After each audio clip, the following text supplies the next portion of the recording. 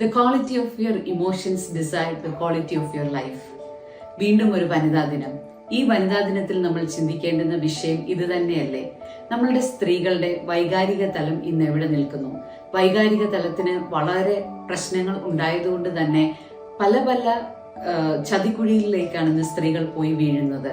അതുകൊണ്ട് തന്നെ നമുക്ക് കാണാൻ സാധിക്കും, ഇന്റിമേറ്റ് പാർട്ട്നേഴ്സിനാൽ കൊല്ലപ്പെടുന്ന സ്ത്രീകളുടെ എണ്ണം നമ്മളുടെ നാട്ടിൽ കൂടി വരുന്നു.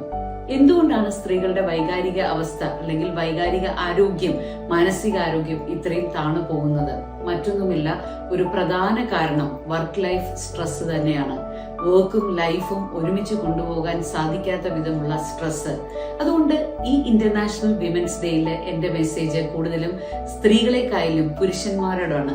നിങ്ങൾ ഈ മെസ്സേജ് കഴിയുന്നത്ര നിങ്ങളുടെ പങ്കാളികൾക്കും മറ്റുള്ളവർക്കും ഒക്കെ ഷെയർ ചെയ്ത് കൊടുക്കുക. കാരണം ഇതാണ് നമ്മൾ മനസ്സിലാക്കേണ്ടത്. പ്രത്യേകിച്ച് നമ്മളുടെ കേരളത്തിന്റെ ഒരു ഡൊമസ്റ്റിക് എൻവയോൺമെന്റിൽ ഞാൻ പറയും, അടുക്കളകൾ സ്ത്രീകൾക്ക് മാത്രമുള്ളതല്ല.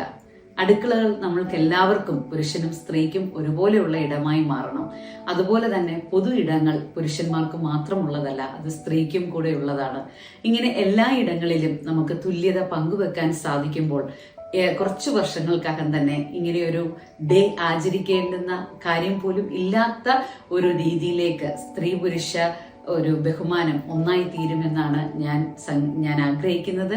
അതിനായി നമുക്ക് എല്ലാവർക്കും എല്ലാ ഇടങ്ങളും തുല്യമാക്കി എല്ലാവരുടെയും വർക്ക് ലൈഫ് ബാലൻസ് ഏറ്റവും നന്നായി കൊണ്ടുപോകാൻ സാധിക്കട്ടെ എന്ന് ആശംസിക്കുന്നു.